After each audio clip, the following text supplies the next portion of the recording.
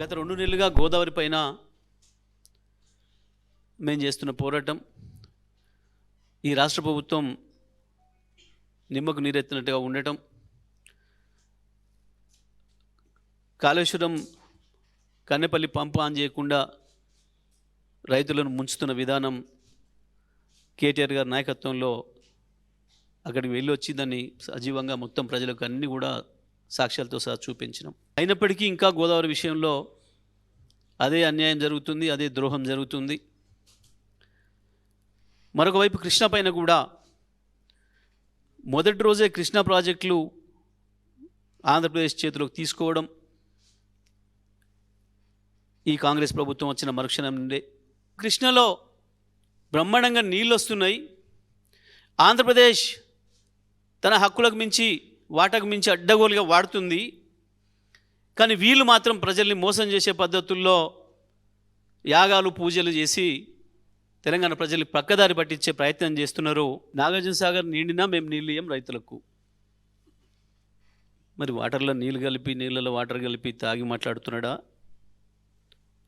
సాగర్కు వచ్చిన నీళ్ళని ఆయనకే సరిపోతాయా? మరి వాటర్లో నీళ్ళు కలుపుకోవడానికి బుద్ధుండి మాట్లాడుతున్నాడా లేక మాట్లాడుతున్నాడా? ఒకవైపు ఈ పనికిమాలి మంత్రులను పెట్టుకొని ఈ చెత్తనంతా చుట్టుపెట్టుకొని రేవంత్ రెడ్డి చేస్తున్న ద్రోహం నల్గొండ జిల్లాకు మహబూబ్నగర్ జిల్లాకు రెండింటికి కూడా. నాగార్జున సాగర్కి ఇప్పట్లో నీళ్ళు వచ్చే పరిస్థితి కనపడతలేదు వీళ్ళు చేసే ద్రోహం వల్ల. కానీ దుర్మార్గంగా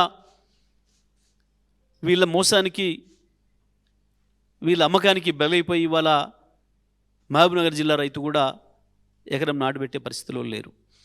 ఇక నల్గొండ నాగార్జున సాగర్ పరిస్థితి ఇంకా దరిద్రంగా తయారైంది. ఎట్టి పరిస్థితులలో కూడా నాగార్జున సాగర్ గేట్లు ఓపెన్ చేసేంతవరకు కూడా పోతిరెడ్డిపాడు దగ్గర నుంచి చుక్క నీళ్ళు తీసుకోవడానికి లేదు ఆంధ్రప్రదేశ్కి. కనీసం ఎండాకాలంలో గ్రీజ్ పెట్టి కూడా కనీసం ఎక్కడ కూడా ఒక చిన్న పని చేస్తున్న సందర్భం లేదు ఇప్పటివరకు ఏ ప్రాజెక్టుల మీద ఉన్న గేట్లకైనా సరే. వాస్తవానికి ఒక చెరువు తుముక్కు కూడా ఉండే గేటుకు కూడా గ్రీజ్ పెట్టుకొని రెడీగా ఉండాలి వర్షాకాలం వచ్చేటప్పటికి. ఎవరికి సోయలేదు ఈ ప్రభుత్వంలో. ముఖ్యమంత్రికి సోయలేదు, నా ఇరిగేషన్ మంత్రికి లేదు, ఏ జిల్లాలలో ఆ జిల్లాలకు ఉండే మంత్రులకు సోయలేదు. తీసిరు కానీ గేట్ లేదు, రోప్ తెగిపోయిందని చెప్పి కేవలం మనుషుల కొరకు మాత్రమే వాడగలుగుతాం, ఇవ్వము అని చెప్పి మాట్లాడుతున్నారు. రాష్ట్ర ప్రభుత్వమే తెలంగాణ రాష్ట్ర ప్రభుత్వమే తెలంగాణ ప్రజలపైన పెద్ద కుట్ర చేస్తున్నది. ఎట్టి పరిస్థితులలో పంటలు పండనీయొద్దు అని చెప్పి. అదేవిధంగా గోదావరి పైన కూడా ఎంత సిగ్గు లేకుండా అబద్ధాలు ఆడినారు. ఆంధ్రప్రదేశ్ కుట్ర చేస్తుంది, చంద్రబాబు నాయుడు దుర్మార్గమైన కుట్ర చేస్తున్నాడు. జిఆర్ఎంబి మీద మనం కట్టి పూర్తి చేసుకున్న 7 ప్రాజెక్టుల పైన రివ్యూ చేయమని చెప్పి లెటర్ పెట్టిండు, దాన్ని వాళ్ళు ఎజెండాలో పెట్టిండ్రు. అంతకు మించిన దుర్మార్గం ఇంకొకటి లేదు. వాళ్ళకంటే పై సంస్థలు, జిఆర్ఎంబి అనేది చిన్నది ఒకటి, కానీ దీనికంటే పైన ఉండే కేంద్ర మంత్రులు, కేంద్రంలోని అన్ని శాఖల కార్యదర్శులు అన్ని అనుమతులు ఇచ్చినాక ప్రారంభం చేసిన మొత్తం ప్రాజెక్టుల పైన రివ్యూ పెట్టండి అని చెప్పి చంద్రబాబు ఇచ్చిన లేఖకు జిఆర్ఎంబి తీసుకొచ్చి ఎజెండాలో పెడితే కనీసం ఎవరికి సోయలేదు. ముఖ్యమంత్రి ఇరిగేషన్ మంత్రులకు ఆ తీరిక లేదు, ఆ సోయలేదు, ఆ జిల్లాల మంత్రులకు సోయలేదు. మేము మాట్లాడితే ఎదురుదాడి చేసారు. ఎట్టి పరిస్థితులలో జిఆర్ఎంబి ఎజెండా నుండి కనుక తెలంగాణలోని ఆ 7 ప్రాజెక్టులను తీసేయకపోతే బహిష్కరించాలి మీరు. లేదు తప్పకుండా కేటీఆర్ గారు చెప్పిన పద్ధతుల్లో తెలంగాణ సైన్యం బ్రహ్మాండంగా మీ మీటింగ్ హాజరవుతుంది, సంగతి ఏందో తెలుస్తుంది. మంత్రులకు మాత్రం సోయలేదు. వాళ్ళ ఆత్మలను అమ్ముకున్నారు, అన్ని అమ్ముకున్నారు. తెలంగాణ ప్రజల ప్రయోజనాల్ని అమ్ముకొని రాజకీయ పబ్బం గడుపుకుంటున్నారు. ఎందుకు భయమవుతుంది వీళ్ళకు చంద్రబాబు గురించి మాట్లాడడానికి? చంద్రబాబు చేస్తుంది ద్రోహం కాదు. మొదటి నుంచి చెప్తున్నట్టు కాళేశ్వరాన్ని పండబెట్టింది కేవలం చంద్రబాబు కొరకే రేవంత్ రెడ్డి. ఇవాళ దాని ఫలితంగానే మొత్తానికి మొత్తం కృష్ణ పైన కట్టిన, గోదావరి పైన కట్టిన 7 ప్రాజెక్టులను కూడా అనుమతులపైన రివ్యూ చేయమని చెప్పి అడిగే ధైర్యం వచ్చింది చంద్రబాబుకు. మీరు లొంగిపోయి కుక్కలాగా బతుకుతున్నారు కాబట్టి ఆయన దగ్గర ఆ ధైర్యం వచ్చింది.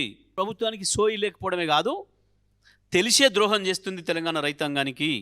వాళ్ళ రాజకీయ అవసరాల కొరకు, వాళ్ళ పదవులను కాపాడుకోవడం కొరకు, వాళ్ళు చేసే అవినీతిని కాపాడుకోవడం కొరకు కేంద్ర సంస్థల నుంచి ఏ రకంగా లొంగిపోయి కోట్లాది మంది ప్రజల్ని దెబ్బతీస్తున్నారో అర్థం చేసుకోవచ్చు తెలంగాణ సమాజం. శ్రీశైలం పేరు మీద నాగార్జున సాగర్ రైతాంగానికి అన్యాయం చేస్తూ ప్రతి సందర్భంలో మోసం చేసుకుంటూ వచ్చారు ఆనాడు సమైక్య ఆంధ్రప్రదేశ్ ఉన్నన్ని రోజులు. మా ప్రభుత్వం వచ్చినాక కేసీఆర్ గారి ఆదేశాల మేరకు, కేసీఆర్ గారి డైరెక్షన్లో వరుసగా 17 పంటలకు నీళ్ళు ఇచ్చినాం నాగార్జున సాగర్ ఎడమకాల రైతాంగానికి. మళ్ళీ కేసీఆర్ పైన తెల్లవారి నుంచే మళ్ళీ అధోగతి పాలైంది మన పరిస్థితి. ఇవాళ ఇక్కడ వాళ్ళ తాబేదారులు వచ్చిన తర్వాత, వాళ్ళ ఏజెంట్లు ఇక్కడ తెలంగాణలో ప్రభుత్వంలోకి వచ్చిన తర్వాత నిస్సిగ్గుగా నిర్లజ్జగా బరి తెగించి వాళ్ళకి అప్పచెప్పి మొత్తం కృష్ణని యాగాలు చేస్తున్నారు మనం మోసం చేయడానికి.